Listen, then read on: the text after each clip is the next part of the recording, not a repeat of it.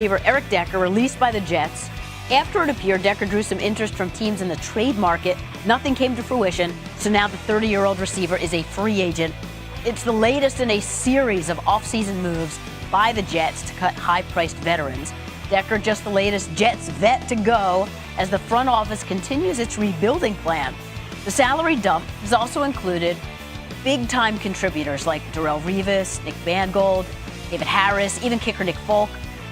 These are the notables, but if you include every Jets veteran released or traded, their cap savings come out to nearly $70 million. Our instant replay, 3 moments Jets fans will remember from a few of the players no longer on the team from just a few years ago.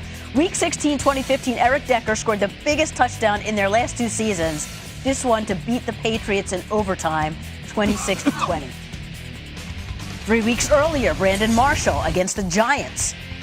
He had this game-tying touchdown catch with just 27 seconds left. The Jets would go on to win in overtime, 23-20.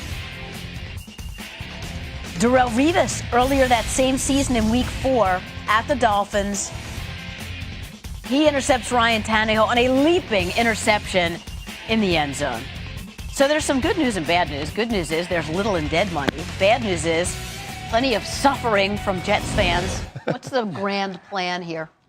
Well, a lot of people feel, we've heard this talked about quite a bit, that the Jets are thinking about 2018 and positioning themselves for the draft, which they would never admit and they would never say that. But look, they've gotten rid of so many veteran, productive players that it's hard not to think that they are turning their eyes and attention towards the future. They are saving salary. They are clearing out cap space. They are getting rid of productive veterans like Revis, like Decker, like Marshall, like Mangold, names that have been fixtures with this organization for a long time. And so we've had Bill bring up the conversation about tanking for a certain year. And I think it's fair to wonder what's going on here and if the eye and the focus is on 2018 and the draft a year from now. I don't think you'll know what their approach is in terms of the big picture until you see the cut to 53, because they will have a chance to get their team better, particularly at the receiver position where they're very light right now. But I will say this. Those players are household names. They were not playing, every single one of them was not playing anywhere near what their salary commanded. I can't argue with any of those cuts on a football basis. Every one of those players were overpaid relative to their production.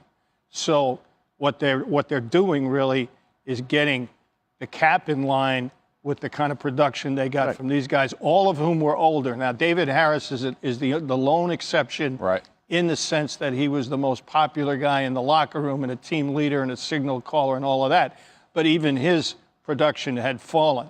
So that, coupled with the fact that in the new collective bargaining agreement, you can carry over cap space from year to year, makes it even more attractive to create cap space, to make sure that you're paying the right guys.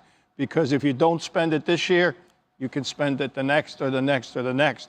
So, this is, I think, much more about the big picture long term than just a salary perk. But, Bill, I don't know if the entire coaching staff was on board with some of these moves. And even though some of these players may not have been worth their salaries, I still think, for whatever it's worth, there were people in that building who wanted some of these players kept around and were surprised at the moves that I think, when you look at it, come from the top. Yeah, well, just from a morale standpoint, what's the locker room like when you lose a guy like Harris? No, yeah, to Sheffy's point, it's hard for a vet to sit in that locker room and watch guys who you know, and to your point, everyone knows. Your fan base knows, your coaching staff knows, relationships have been formed, and you trust these guys, right? And all of a sudden, they're getting the axe and getting put out.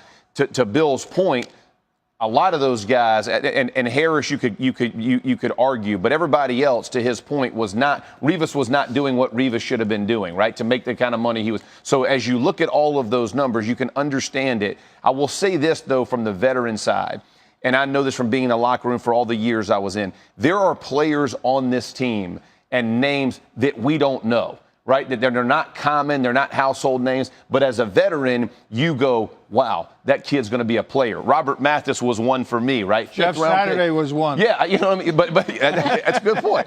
But you sit there and you go to camp, and we have all these high-priced guys on the edge, right? And they're going to be pass rushers, and the next thing you know, you see Robert Mathis, and this guy is lights out and has an incredible Hall of Fame type career with the Indianapolis Colts.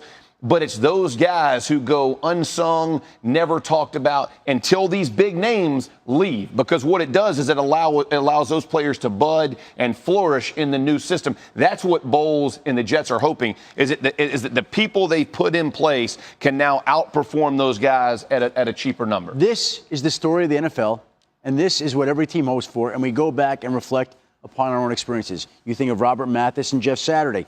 I covered a Denver Broncos team in the 1990s, in the mid-90s, that got rid of Anthony Miller and Mike Pritchard, two very well-known wide receivers, and nobody at that time could understand what that organization was doing, turning to two wide receivers named Ed McCaffrey and Rod Smith. And they turned out to be pretty good players. Yeah, pretty decent. Turned out pretty good. An assistant coach named Dick Roach, who I revere, in Montreal 100 years ago, said to me, we were discussing who to keep and who not. He said, if you don't want the veteran to play, cut him.